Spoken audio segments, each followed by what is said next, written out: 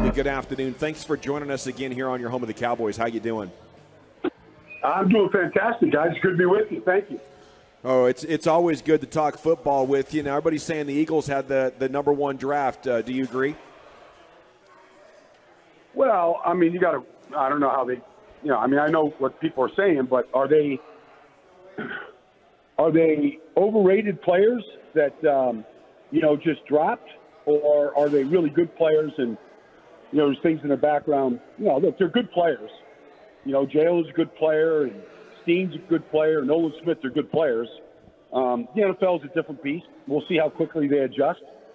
But I think they have a chance to be really good. The majority of their draft, Sidney Brown, they've got a bunch of guys that have a chance to be really good players.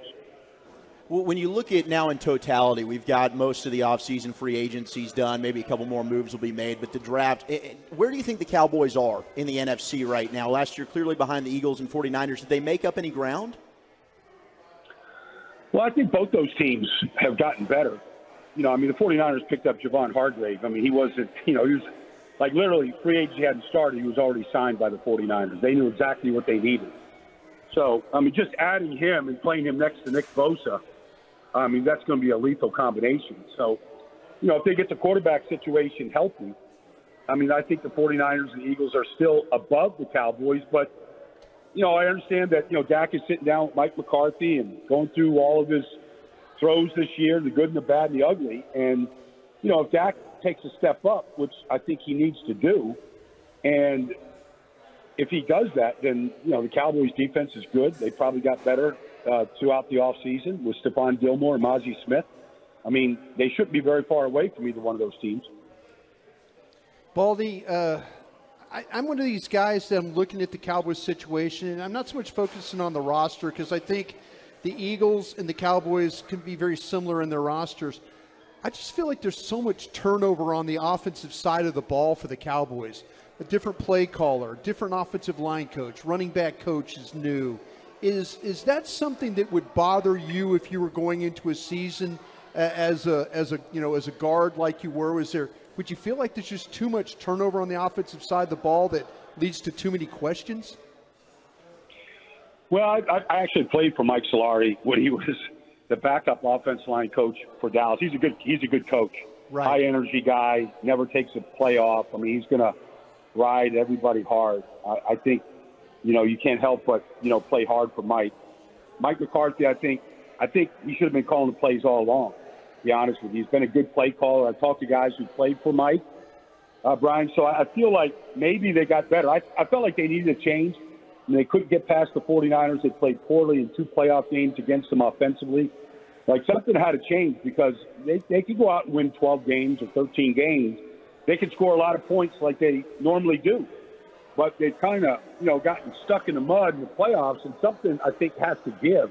And so maybe these changes will be good. Like, it's hard to gauge, but I think they had to be built better and have to play better in the postseason. How much do you respect Mike McCarthy as a play caller? I respect Mike. Like, I know Mike a long time. I remember when he was in San Francisco and New Orleans and all those different stops that he was at. I knew a bunch of guys that played for him in Green Bay. They really liked him. I think he's got a solid plan. I think they'll be prepared. I think, he's going to want to run the ball in ways that maybe they didn't run the ball as well or as productively as they can in the past. And so, no, we'll see. Zeke isn't there, and that's a big loss. I don't care what anybody says. That's a big loss. He's a good football player. I know he doesn't have the same explosiveness that he had 4 years ago, but he's still a really dependable player. He doesn't fumble. He's a very good pass blocker. He's a good receiver, a good safety valve. That's going to be they haven't replaced him yet. So I think that's a bigger loss than I think people recognize right now. Baldy, I want to ask what your opinion of Terrence Steele is. He's a guy that seems to have gotten better every year. We saw how the run offense really struggled when he went down last year. Is he a guy as a pass blocker? What do you see when you watch him? I see what you just explained. I've watched Terrence Steele. I knew him when he was at Texas Tech and, came up the hard way through free agency. I came in as a free agent. I just saw a guy that was a try-hard guy. but had enough ability to play on the edge. I've seen him play left tackle. I've seen him play right tackle. I think he's a solid player. I mean, you can't draft every lineman in the first round. You just can't do it. You got to develop guys. And when you're paying the quarterback as much as you're paying him, and you're going to have to pay your star defensive player pretty soon, like you got to be able to develop guys. And I think Terrence is a big body that has developed, and I think he's dependable. It's a shame he got hurt last year, but I thought he was on his way to. I thought he was a better player than Lyle Collins. He stayed on his feet better. I thought it was a big loss when he went down last year.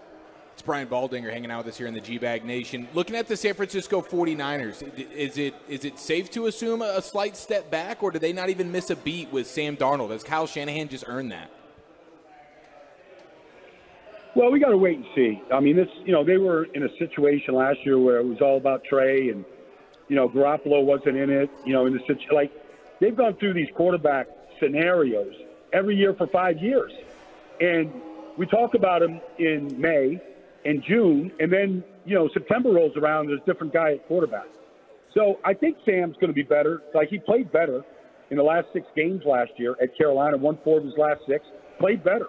Had him right in the hunt to Week 17 to win the division. Lost to Tampa, but Sam played better. He hasn't been in a good situation, whether it was New York or Carolina. Not like he's at in San Francisco. I expect whatever Sam is, you're going to get the best out of him. Now, if that's good enough to start, if Brock isn't ready yet, or if Trey moves on or gets beat out, I don't know. But the team around the quarterback is really, really good. So, really good and really deep. And so they're always going to keep the score down in most games. So sometimes as long as your quarterback doesn't screw it up, they're going to have a chance to win a lot of games. Baldy, Micah Parsons is hanging out in the weight room with you, trying to bulk up a little bit. We're starting to hear him talk about more of a full-time edge.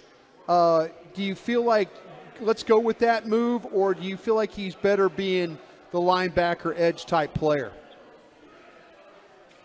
Well, I don't have any problem with moving Micah around, but it makes no sense for Micah to be covering a slot receiver or to cover a tight end down the field in a Tampa 2 look or whatever. It just he can do it, and he does it, but you're not playing him at his best.